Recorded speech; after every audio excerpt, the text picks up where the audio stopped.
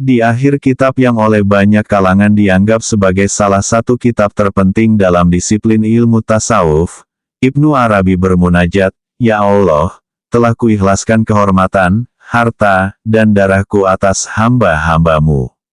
Aku tak akan menuntut barang sebiji pun dari yang mereka punya. Tidak di dunia juga tidak di akhirat. Engkaulah sebenar-benarnya saksi dalam persoalan ini." Munajat itu terdengar melankolis, mengharu biru, dan bernada meratap. Namun, anggapan itu luntur karena satu alasan bahwa Ibnu Arabi sedang berada di puncak ekstasenya ketika mengarang kitab Futuhat Makkiyah. Setelah mengalami pelbagai cercaan dan hujatan, Ibnu Arabi tidak membalas. Ia sebagaimana dicontohkan Nabi SAW, justru mendoakan dan memintakan ampun kepada siapa saja yang memusuhi dan menyerangnya. Dalam An Ocean Without Shore, Ibn Arabi, The Book, and the Law, 1993, Michel Chodekayuich mengatakan tidak ada ulama dari dunia Islam yang lebih kontroversial daripada Ibnu Arabi. Karya dan pemikirannya memiliki daya tarik dan daya tolak yang sama-sama tumbuh subur, meskipun tidak berimbang. Selain Futuhat Makkiyah, karya Ibnu Arabi yang lain yang riuh diperbincangkan adalah Fususul Hikam. Dua kitab inilah yang menjadi pemantik kontroversialisme Ibnu Arabi abadi, bahkan sampai zaman modern.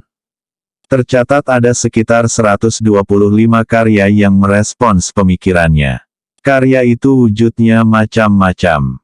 Ada yang memberikan syarah penjelasan, ada yang berupa pledoi atau pembelaan, dan tentu ada pula yang berisi hujatan. Komposisi antara ulama yang menghujat dan ulama yang membela pemikiran Ibnu Arabi tidak seimbang. Karya yang ditulis untuk menghujat Ibnu Arabi tidak lebih dari 15 buah. Sisanya, sekitar 100 karya lebih membelanya. Beberapa karya yang terang-terangan menghujat pemikiran dan karya Ibnu Arabi diantaranya Al-Masail Al-Iskandaraniyah fi Red, Ala Al-Ittihad wa Al-Hululiyah dan Al-Red, Ala Ibn Arabi wa Al-Sufiyah karya Ibnu Taimiyah, dan kitab fi Red, Ala Ibn Arabi fi Fusushihi karya Mas'ud Taftazani. Selain itu, ada juga kitab Bayana fihi Fasad, Akidah Ibn Arabi karya Ahmad bin Abi Bakar Al-Nashiri, dan Ibrahim bin Umar Al-Bikai dengan kitabnya yang bertajuk Kitab fi Red, Ala Ibn Arabi fi Fusushihi. Serta yang paling modern adalah kitab yang ditulis pada abad ke-12 bertajuk Idah Rasail fi Al-Red, Ala Ibn Arabi karya Muhammad bin Badruddin Al-Syafi'i. Meski karya yang menghujatnya lebih sedikit daripada yang membela, tapi citra Ibnu Arabi kadung tidak bagus di mata publik. Propaganda tentang kesesatan dan kekafiran pemikirannya lebih berpengaruh dibandingkan kemonceran dan argumentasi tasawuf falsafinya. Persoalannya kian runyam karena selain lewat pemikiran dan karya, Ibnu Arabi pun sudah kontroversial sejak dalam pikiran.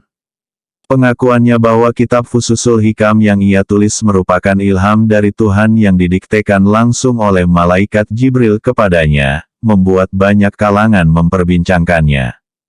Gosip dan kabar burung bertebaran, juga fitnah dan hujatan yang menjadi konsekuensi dari pengakuannya. Pelopor tasawuf falsafi di luar itu semua, kelak sejarah membuktikan bahwa Ibnu Arabi memang ulama jempolan. Ia tidak hanya berhasil menuliskan pemikirannya yang cemerlang, tapi juga menjadi koki handal yang mampu meracik disiplin ilmu tasawuf dengan filsafat, sekaligus menjadi disiplin baru yang oleh para pengkaji ilmu tasawuf disebut dengan istilah tasawuf falsafi. Banyak ulama, salah satunya Said Aqil Siroj yang mencoba memberikan pembabakan kategori tegas dalam disiplin ilmu tasawuf. Pertama, tasawuf amali, yakni sebuah kolaborasi ilmu tasawuf dengan disiplin keilmuan di luar filsafat. Tawasuf amali berupaya mendamaikan ajaran atau dogma ilmu kalam yang ortodoks dengan operasionalisasi fikih yang matang dan filosofis. Biangnya disiplin tasawuf amali adalah Abu Hamid Al-Ghazali dengan karyanya yang sangat monumental, yaitu Ihya Ulumuddin. Selain itu, ada juga usaha yang mencoba mengkolaborasikan tasawuf dengan disiplin ilmu filsafat. Inilah yang disebut dengan tasawuf falsafi yang peletak dasar utamanya adalah Syekh Ibnu Musarrah dari Cordoba, Spanyol. Tokoh sentral tasawuf ini tak lain adalah Abu Bakar Muhammad bin Ali bin Arabi atau yang lebih populer dengan julukan Ibnu Arabi. Di luar dua kategori tersebut, sebagian ulama berpendapat bahwa ada juga yang disebut dengan tasawuf irfani yang tokoh utamanya Rabi'ah Adawiyah dan Abu Bakar Ash-Shibli.